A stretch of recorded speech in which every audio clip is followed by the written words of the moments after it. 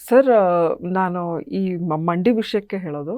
Sir ಕೆಲವು ಇವಾಗ ಜಿಮ್‌ನಲ್ಲೇ ಇರ್ಬೋದು ಅಥವಾ ಸ್ಪೋರ್ಟ್ಸ್ ಕೋಚ್‌ಗಳೇ ಇರ್ಬೋದು, ಮ್ಯಾರಥಾನ್‌ಗೆ ಹೋಗೋರಿಗೆ ಮಕ್ಕಳಿಗೆ ಸರ್ 18, 16 ವಯಸ್ಸಿನ ಮಕ್ಕಳಿಗೆ ನೀ ಕ್ಯಾಪ್ ಅಥವಾ ನೀ ಪ್ಯಾಡ್ ಹಾಕ್ಕೊಂಡು ಹೋಗಿ ಅಂತ ಹೇಳ್ತಾರೆ. ಯಾಕೆ ಸರ್ ಅದು?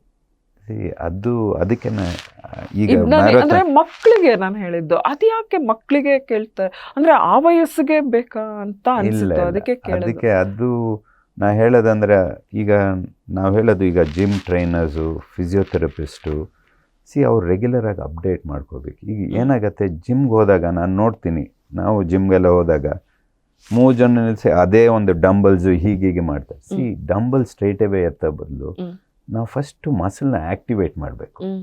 ಆಮೇಲೆ ಇಲಾಸ್ಟಿಕ್ ಬ್ಯಾಂಡ್ಸ್ ಇರುತ್ತೆ, ಆಮೇಲೆ ವೆಯ್ಟ್ಸು.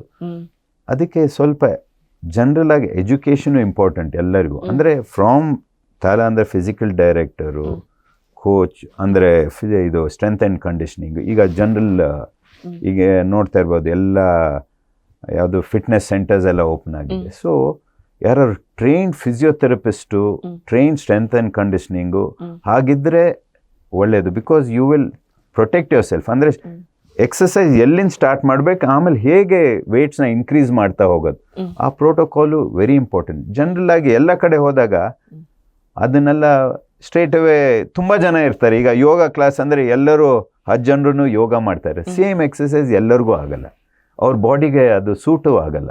ಸೊ ಅದನ್ನು ಹೇಗೆ ಪ್ರೋಟೋಕಾಲ್ ಇಂಡಿವಿಜುವಲೈಸ್ ಆಗಬೇಕು. ಈಗ tailor made exercise for each individual is different. ಎಲ್ಲರೂ ಮ್ಯಾರಥಾನ್ ಓಡೋಕ್ಕಾಗಲ್ಲ, ಎಲ್ಲರೂ ಟೆನ್ನಿಸ್ ಪ್ಲೇಯರ್ ಆಗೋಕ್ಕಲ್ಲ. ಸೊ ಅದನ್ನು ಸರ್ಟನ್ ಎಕ್ಸಸೈಸು ಹಾಗೆ ಇರಬೇಕು. ದೇ ಶುಡ್ ಬಿ ಇವ್ರಿಗೆ ಈ ಎಕ್ಸಸೈಸ್ ಹಿಂಗೆ ಸ್ಟಾರ್ಟ್ ಮಾಡಲಿ, ಆಮೇಲೆ ಗ್ರ್ಯಾಜುಲಿ ಇಂಪ್ರೂವ್ ಮಾಡ್ತಾ ಹೋದಾಗ ಇಂಜುರೀಸು ಕಮ್ಮಿ, ಮಸಲು ಟೋನ್ ಆಗುತ್ತೆ, ಜಾಯಿಂಟ್ಸು ಪ್ರೊಟೆಕ್ಟ್ ಆಗುತ್ತೆ. ಅದು ಇಂಪಾರ್ಟೆಂಟು.